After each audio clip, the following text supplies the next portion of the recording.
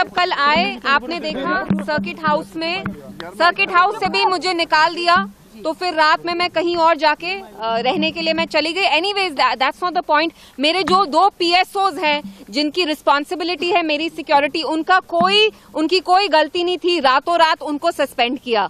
इनको आधा घंटा लगा मेरे 2 PSOs को सस्पेंड करने के लिए। उनका नाम हमीद और बशारत है। उन लोगों को ये सस्पेंड नहीं कर रहे जिनने यहाँ पे जम्मू कश्मीर में दहशत फैलाई है। वो पुलिस वाला SHO वहां का जहां मैं कल गई, जिनने वहां पे दहशत फैलाई है, जो नौजवानों से पैसा लेते हैं, एक्सटॉर्ट करते हैं, उनके against no action. The army man who killed that truck driver in Sopore, no action taken against him. तो ये बहुत अफसोस की बात है कि जो यहाँ सरकार है, वो NC गवर्नमेंट हो या LG एडमिनिस्ट्रेशन हो या दिल्ली में बैठी मरकजी सरकार हो, इनकी प्रायोरिटीज ही नहीं है कि ये जम्मू कश्मीर को खुशहाल बनाए, सेफ बनाए, सिक्योर बनाए।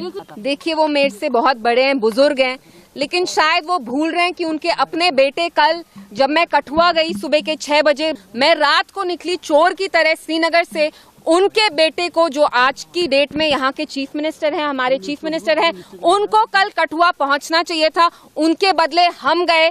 वो दिल्ली में लंच कर रहे थे, कुछ अल्फ्रेस्को लंच, मुझे तो पता भी नहीं। तो फारूक साहब शुड टेल अस कि उनकी जो सरकार है, जो उनके बेटे चला रहे हैं, उनकी क्या प्रायोरिटी है कि वो हर वक्त दिल्ली में बैठ के लंच करे, डिनर करे।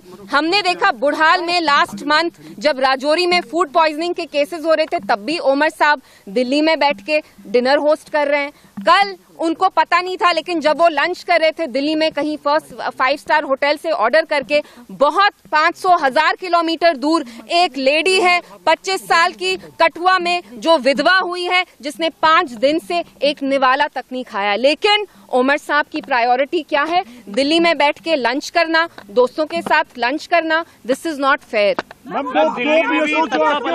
जी, क्या वजह बताई गई है? देखिए, मेरे जो 2 PSOs निकाले, उनकी ये गलती है कि उनने मुझे रोका नहीं, क्योंकि वो भी, उनका कुछ ना लेना था ना देना था। मैंने कहा मैं चोर की तरह रात में फरार हुई हूँ श्रीनगर से।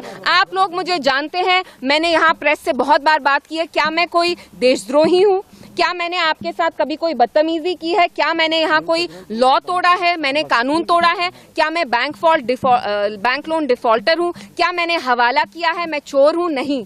क्योंकि मैं उस दहशत के बारे में बात करना चाहती थी जो वहाँ के SHO कठुआ के फैला रहे हैं।